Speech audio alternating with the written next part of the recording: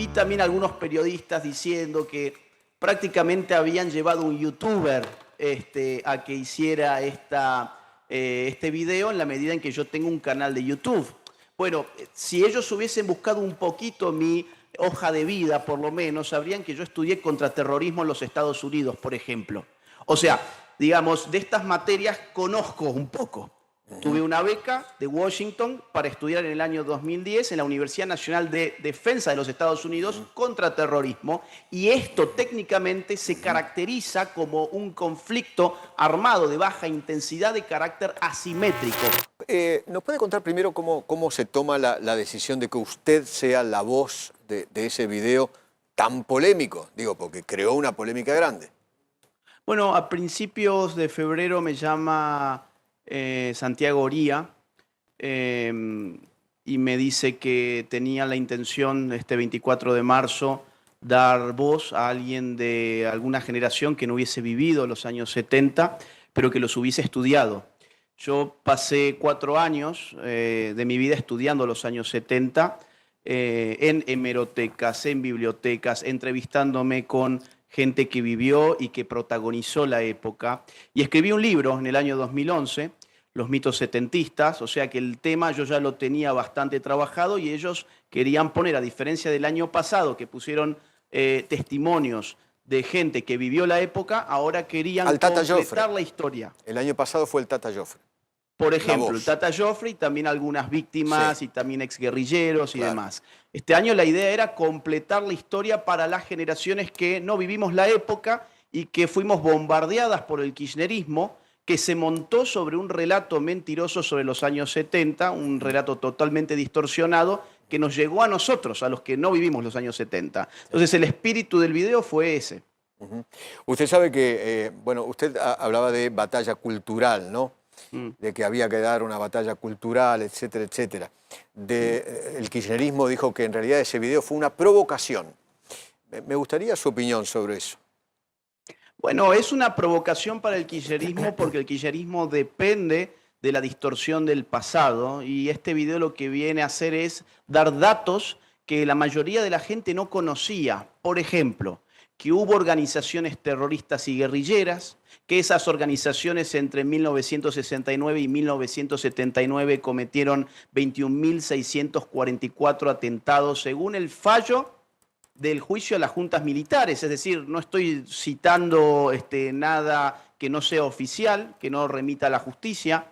Además que la mayoría de esos atentados terroristas se cometieron entre mayo de 1973 y el 24 de marzo de 1976, o sea, en periodos democráticos, con lo cual la intención de las organizaciones guerrilleras y terroristas no era luchar contra una dictadura para devolverle a la Argentina la democracia, sino al contrario, era voltear la democracia para instalar su propia dictadura de inspiración castrista, porque la mayor parte de estas organizaciones se entrenaron, se financiaron y se enviaron desde la Cuba de Fidel Castro. Esto es recontra sabido para aquellos que estudian en profundidad el tema, pero para la mayoría de las personas no, por eso queríamos ponerlo en un video. Eso años 73, perdón, eso años 73, 74, 75.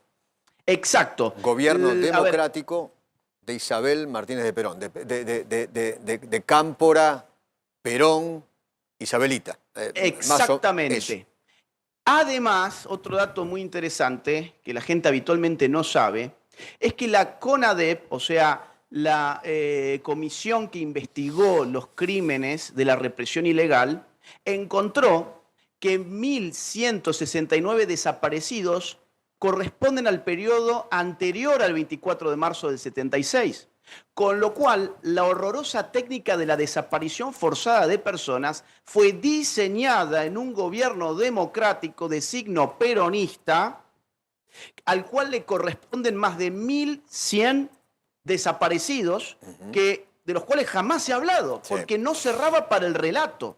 Y esa técnica se intensificó después del 24 de marzo del 76, Agustín, pero se creó anteriormente. Agustín, cuando usted habla en el relato, ¿no? Otro de las críticas que a usted se le hace es ¿por qué en la memoria completa, usted en el documental, no habla nunca de las atrocidades de la junta militar o de los gobiernos de la dictadura genocida? Mire, Eduardo, en el video se mencionan los horrores de las técnicas de la represión ilegal, las desapariciones, las torturas, las ejecuciones.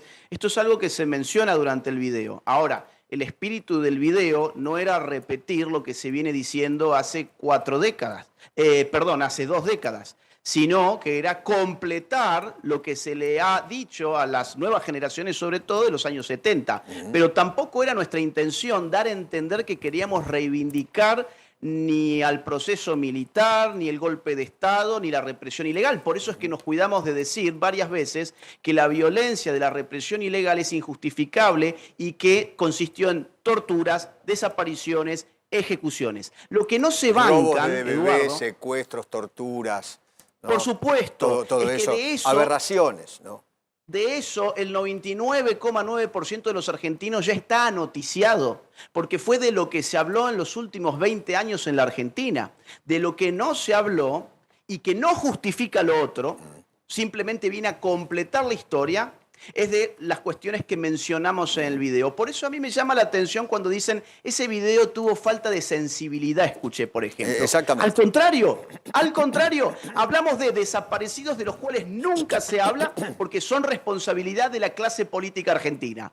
Hablamos de víctimas de la guerrilla y de las organizaciones terroristas de las cuales jamás se ha hablado ni se ha reparado.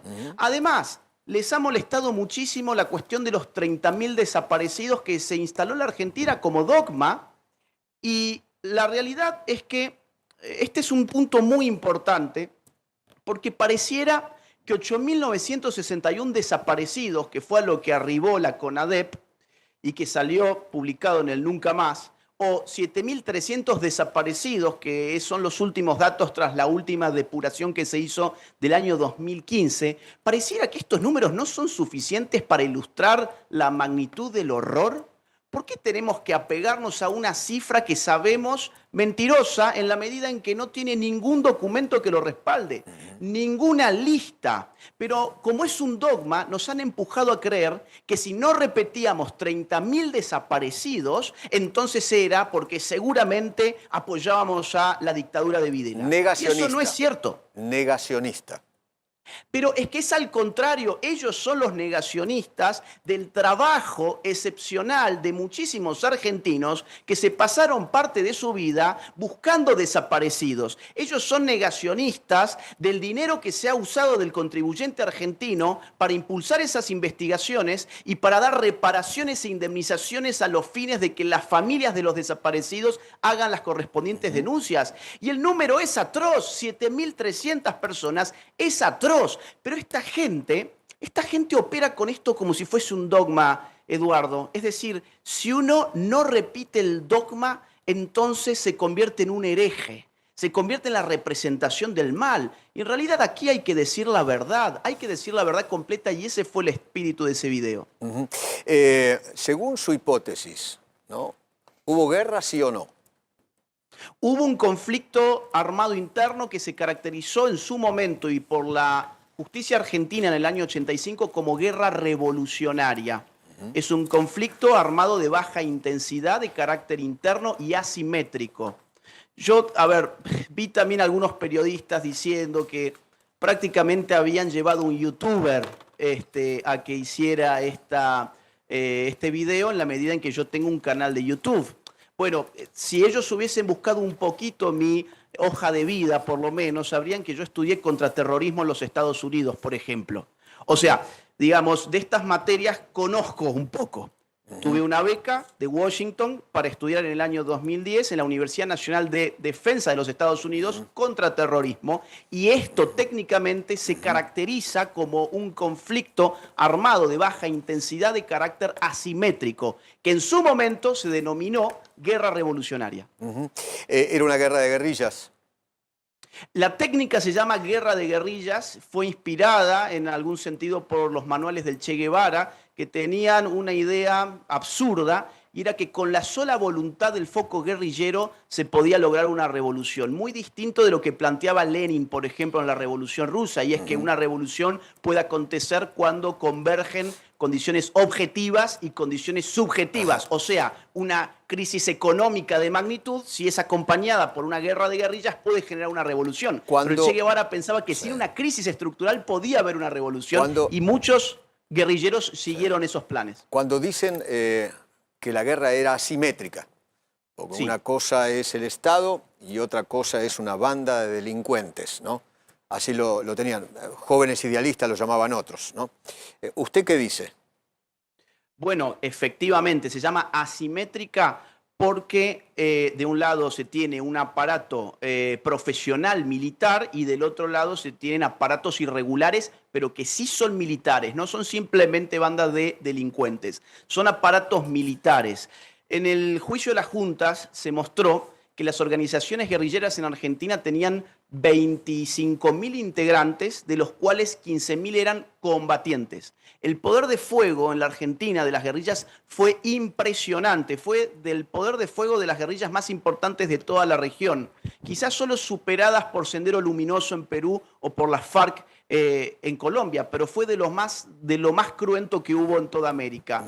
Es asimétrica, vuelvo al punto, porque, insisto, de un lado hay un ejército que responde a un Estado nacional y del otro lado hay organizaciones terroristas que, sin embargo, tenían conexiones con otros estados, con Cuba, con la Unión Soviética, en algunos casos y en otras guerrillas con incluso la China de Mao Zedong, por ejemplo, en el caso peruano.